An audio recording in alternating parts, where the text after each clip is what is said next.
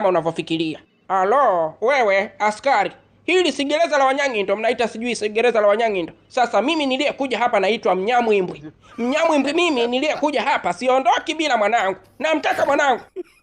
Namtaka mwanangu. Usinipinye wewe mama. Kanikoma. We mama. Wewe. Mama yake na Shemtoi. Mama Shemtoi. Mamangu nisamehe, bahati mbaya. Halo. Mbona haamki? Wewe. Mama Shemtoi kipenzi changu. Mama. Bana nimekusukuma bahati mbaya, nyanyuka basi. Mama. Mbona haamki?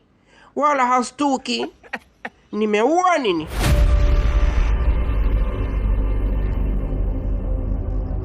We Sam, hivi una akili kweli wewe?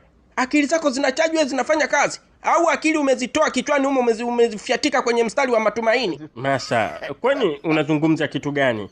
Wewe nadhani umekitoka hiki kibarua. Na sio kutoka kibarua tu, una hamu ya kwenda kuozea jela. Yule mgonjwa ulompokea pale mlangoni kwenye ambulance mida hii jioni, ulivyompokea pale mlangoni ukampeleka wapi? Wewe una shida gani Samu? Hebu niambie basi. Maana mwanzo hukuwa hivi wewe. Ulikuwa ni mfanyakazi smart, mwenye akili timamu ambao kazi zako zote zilikuwa zinafanyika kwa weledi mkubwa. Sasa hizi umebadilika sana. Yaani unafanya kazi, yaani kwanza sio kufanya kazi tu. Yaani wewe unafanya vituko, ni vituko Swahilini. Mapenzi yananitesa sana Dr. Martha. Mapenzi yananitesa. Mke wangu ananichiti. Na sidhani kama yeye anafahamu kwamba najua ananichiti, lakini mimi nashindwa kumwambia kwa sababu utakuwa ni mwanzo wa ugomvi na tutaachana. Kila nikitoka asubuhi kuja kazini na yeye anatoka anakwenda kwa huyo mwanaume wake. Handsome boy la kwanza linaloteswa na mapenzi. Na hilo ndo linasababisha nisiwaambie watu changamoto zangu, kwa sababu kila ninayemwambia anabaki kunicheka tu. Basi nimeamua nikae kimya, niwe naumia tu mwenyewe ndani kwa ndani, na haya maumivu na stressi ndo nafanya mambo bila kujitambua. Hivi Sam, hebu tuwe serious kidogo. Kwa hiyo unataka kuniambia kile kijana mke chako chenye sura ilokunjamana kama kimejambwa, kile kijana mke kile ndio kinakupa stressi zote hizo kiasi cha kumpeleka mgonjwa chooni badala ya kumpeleka ICU? Usiseme hivyo Dr. Martha. Yule ni mke wangu wa ndoa na kuna mambo mengi nyuma ya pazia wewe hujui. Utaharibu kazi mjinga wewe. Imagine sasa leo chooni kule angeenda manager, halafu anakutana na mgonjwa yuko mle ndani analialia. Sijui ungemwambia nini? Ungemwambia nini manager? Hebu kuwa na akili. Kuwa smart. Jielewe. Kama mwanamke anakutesa, wanawake tuko wengi. Kwani mimi unanionaje? Mimi unanionaje Sam?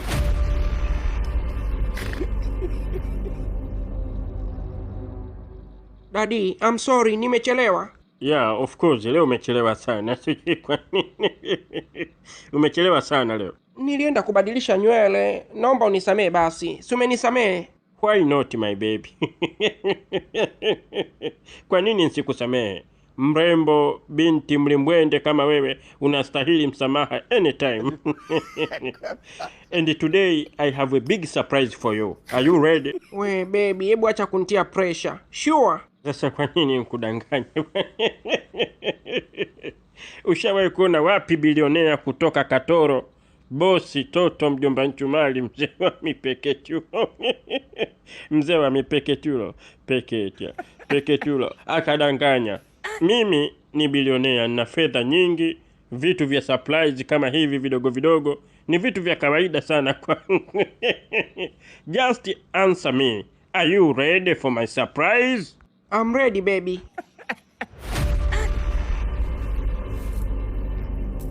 Baby, are you serious? Nifungue ya gari. Nimeagiza gari mpya kutoka nje ya Rome na sifa mimi.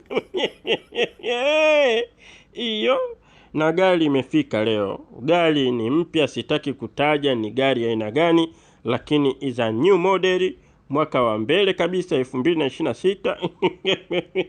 Ile gari nimekununulia wewe mpenzi wangu.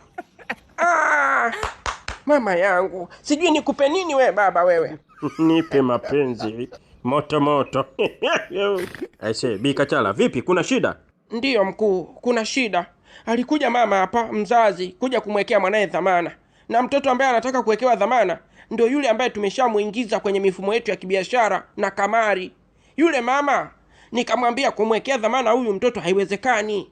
Mama akakasirika, akafura, akawa amenishika taa hivi anataka kunipiga. Mimi kumsukuma, bahati mbaya nikamsukuma, nikampiga na ngumi moja, akadondoka chini.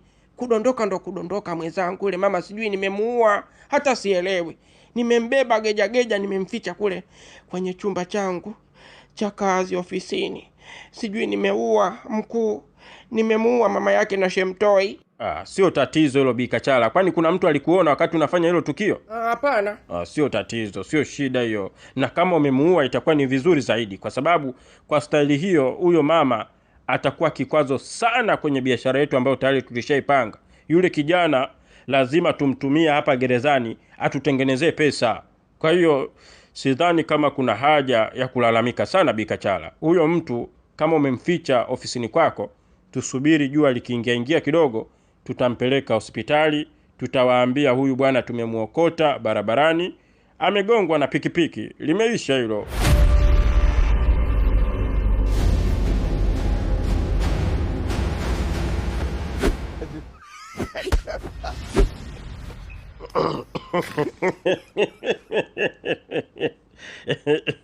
Una kawimbo kamoja wanasema Jumbulu katoi kwa kalaila mwedila. Yaani Jumbulu kapigwa akatokea kwenye tobo. Ndio kipigo nilichompiga yule dogo. Nimepiga mpaka akatokea kwenye tobo, hata mlango hajakuona. King of the prison always become a winner of fighting. Always.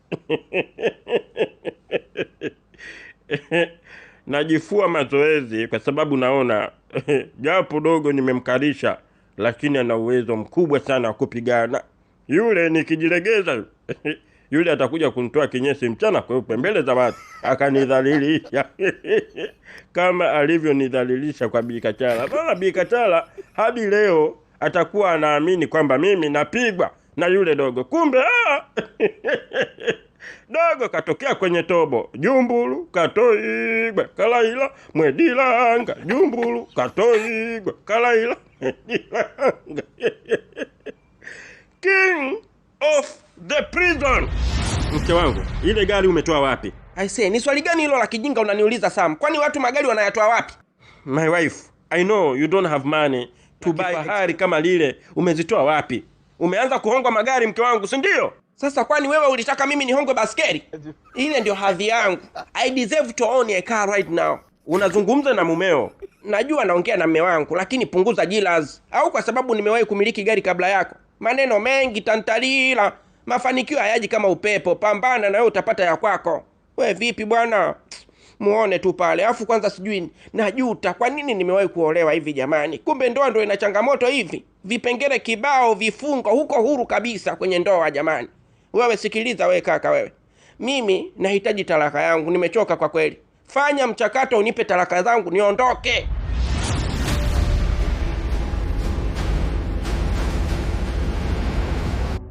Oya washikaje, naombeni mnipishe, mimi nataka nilale.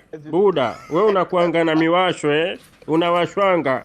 Alafu atakuwa na miwasho mikali sana huyu dogo. Kwa sababu mtu mwenye akili timamu hawezi akaja tu from nowhere kwenye selo ya wanyang'i ndo makatili. Anaona kabisa wewe jamani makatili, halafu anawaambia eti kirahisi tu nipisheni nilale. Yaani sisi tukupishe kwenye selo yetu ulale? Wewe kama nani? Who are you by the way? Halafu wewe ni mgeni hapa Sijui wewe mchikaji wangu unaongeaje, yani unanichekesha. Unaongea kama umefyatika ganda la limao kwenye kishundu. Buda, huyu mkora yuko na dharau mazee. Anatukananga matusi. Hayo ni matusi hayo.